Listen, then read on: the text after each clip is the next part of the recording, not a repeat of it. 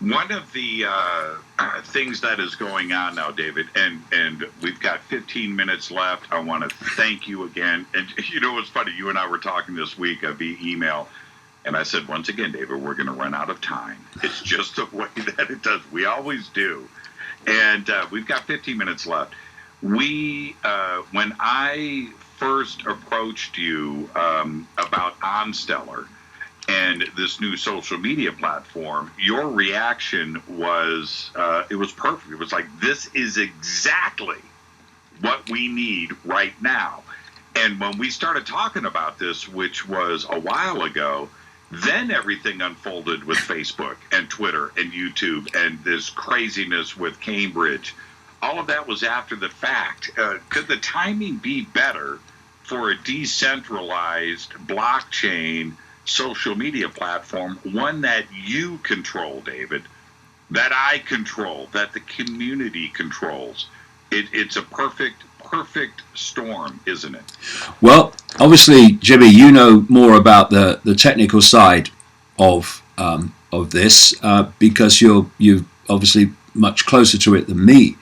But this is something I've been talking about for a long time. We can sit and moan and complain and play the victim when we see channels of communication being denied to us. But victims don't tend to change anything because they're drowning in their own self-pity. Or you can get off your backside and you can say, okay, we got a challenge here and we are going to meet it. So the problem is that the alternative narrative in all its forms is losing the ability to communicate through system-controlled channels. So what do? We create our own.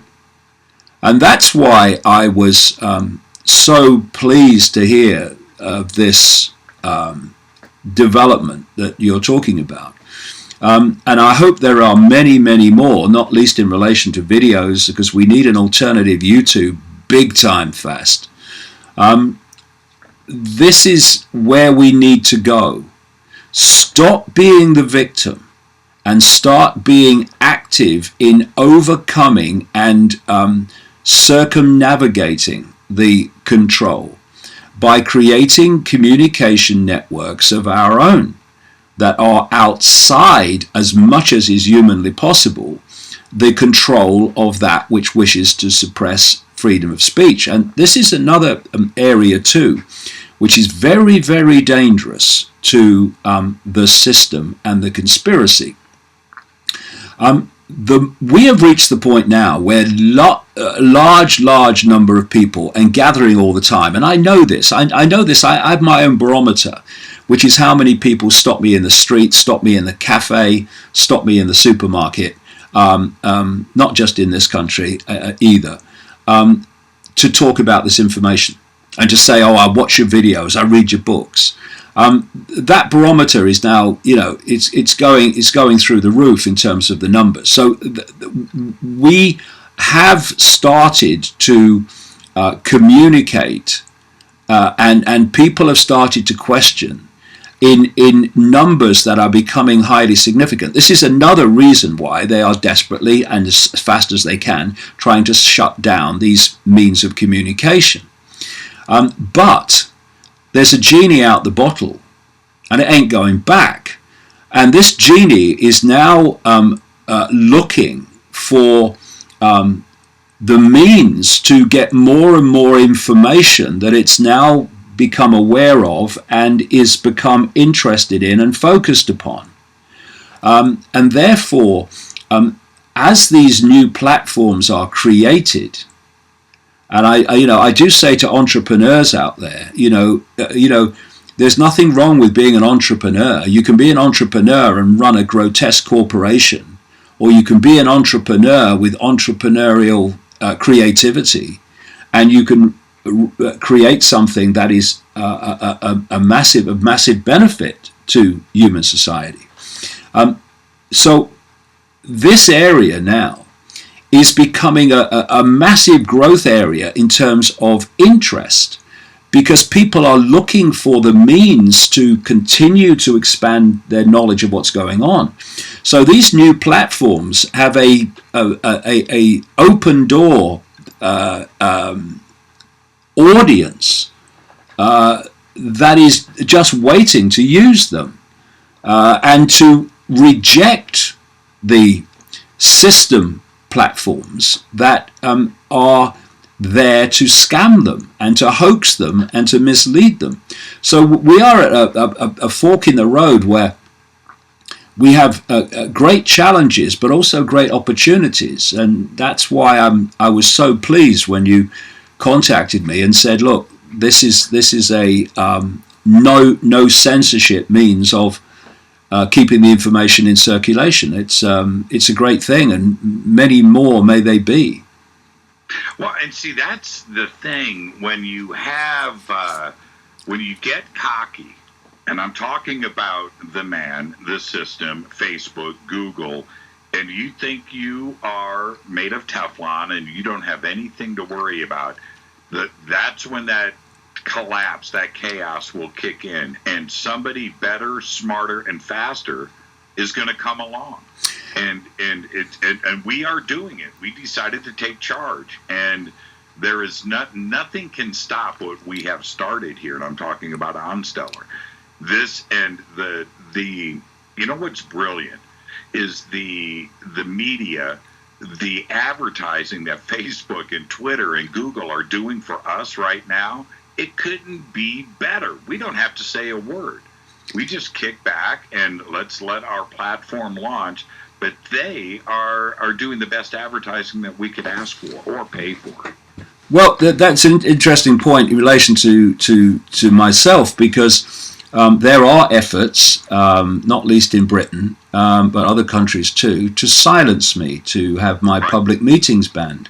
But of course, what happens when they do that is people who wouldn't otherwise ask this question say, well, hold on a minute, what's this guy saying then?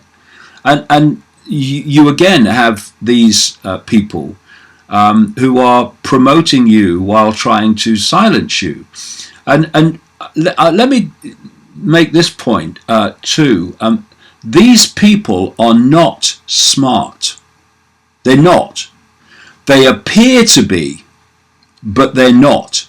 Not in the sense of smart as is possible. And this is the reason.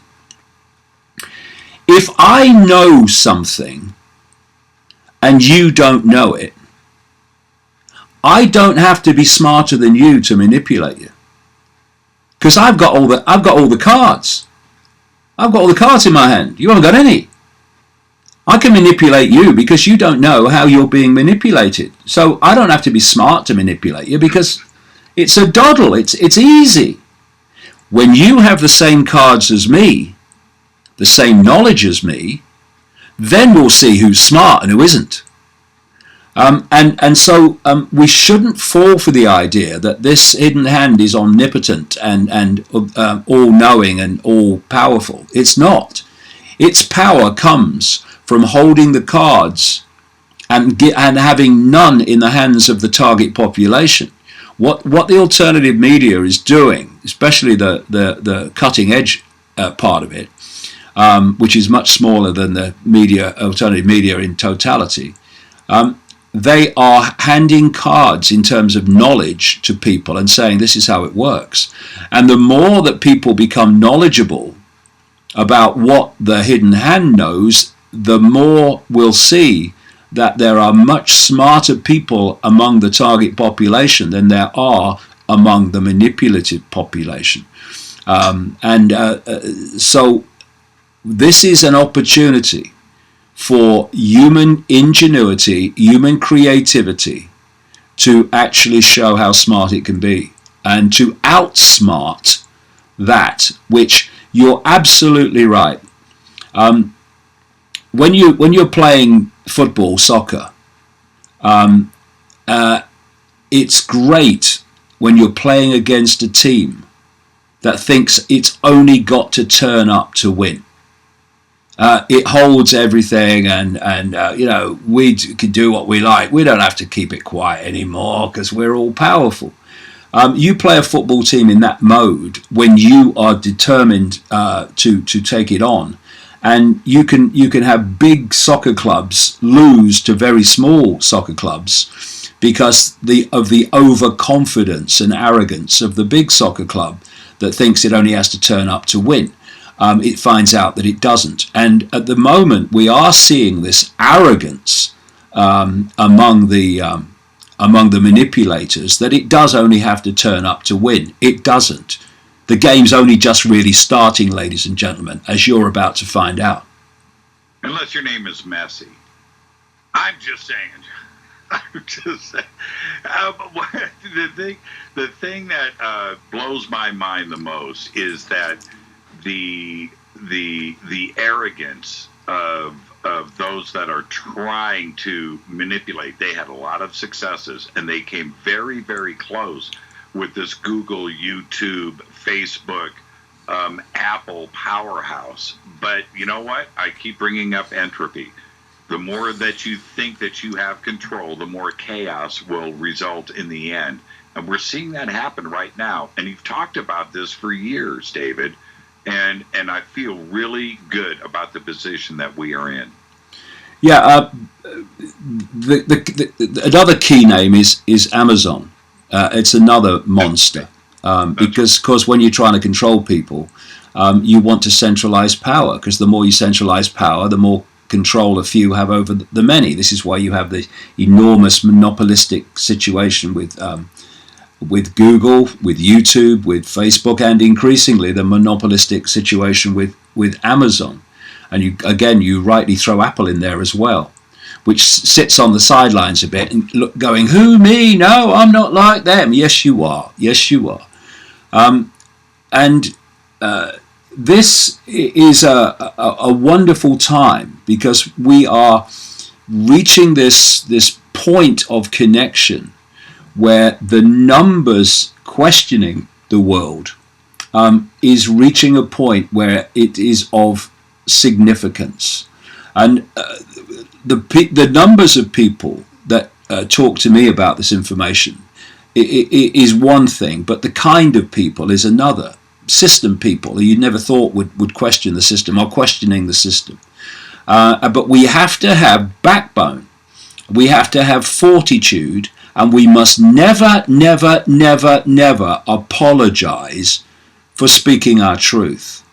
We don't have to defend ourselves. We just have to speak our truth. And if people don't like it, well, they can do the other thing. That's just as good. But I'm speaking my truth. And stop trying to justify ourselves to those that oppose us. We don't have to justify ourselves. The truth speaks for itself, and people will see it or won't see it. We do not have to defend ourselves, and we do not have to be intimidated into silence by the tyranny of political correctness, the tyranny of being called a bigot or whatever. We just have to speak our truth and go on speaking it and go on speaking it. And eventually the waters will part, and the waters are beginning to part. And that's why they're panicking now. And you know what happens in the football team analogy when the arrogant big club turns up, and they only have to turn up to win. And as the game progresses, they find themselves 2-0 down. They cannot up their game because they've got into a mode, a vibration from the kickoff. And when they find it's going pear-shaped and they're losing the game, they find it very, very difficult to shift that vibration into another psychological state, which is going to recover the game. And these people, in their arrogance, are going to find it very, very difficult to up their game and to change their vibration when they start getting faced with the reality that the public are not having it, because that time is coming. Prediction on the World Cup. I got to ask you, the World. What's your prediction this year? Well, I won't give a football prediction because they usually turn out to be wrong, whoever gives them. But I will give a prediction about the Russia World Cup, and that is that it will be used to further demonize Russia as much as they possibly can. You know, my father-in-law, like 10 years ago, just a brilliant guy, Rita's dad, he pulled me aside. You're going to love this. And he pulled me aside and he says, you know, I'm just going to tell you that the World Cup, it's corrupt. All of the officials are in. Everybody is paid. This is, and I was like, come on. You know, and about a year later, all of the corruption scandals happened. And he came and he said, I told you, it's all bribes, it's all money. You know, and this is a man, he's Greek, right? And the World Cup and soccer and football is his life. And it blew my mind how spot on he was about how it's used for political gain, and it's all about money. Oh yeah, well, there's enormous corruption in football because there's enormous money in football, and of course there is enormous corruption in the Olympics. I mean, it's all corrupt in the end. And you know, when the United States got the World Cup some years ago, it was orchestrated by Henry Kissinger. And I don't know if you remember, just a quick story, but they wanted the United States, obviously, for promotion purposes, to get to the next stage of the World Cup. Right. And for that to happen, Colombia had to lose a particular match. And what happened is that they lost that match because of an extraordinary own goal. It's one of their defenders scored. And when that defender went home back to Colombia, he was shot dead. That's right. Right? And people said, oh no, he was shot dead because of the own goal. Well, yes, he probably was shot because of the own goal, but not because it was an own goal, but because of why the own goal was scored. So yeah, it's all corrupt. Anything that Kissinger's involved in is corrupt. If it's not corrupt, his genetic structure would immediately implode from the shock. So yeah, it's all corrupt. Of course it is. But there are obviously genuine people on the field who are trying to win the game. I want to thank you for coming on tonight, David. Are you speaking? Is the world tour continuing? Are you working on a new book? What's up next? Yeah, I'm just about to start a tour of Britain of evening events. Nearly all the tickets at every city have gone. That's where we are, as we've just been talking about. Then there's going to be a film made of my life and work by a California company, which I'll be working on. They're coming to some of the events in this British tour, and then I'll be working with them through the summer. Then I'm going on a tour of evening events around Europe from the fall onwards, and I'm going to speak in Moscow for the first time on that. And then next year I'm going to come to America, and hopefully then this film will be released. They are talking at the moment about March next year it coming out.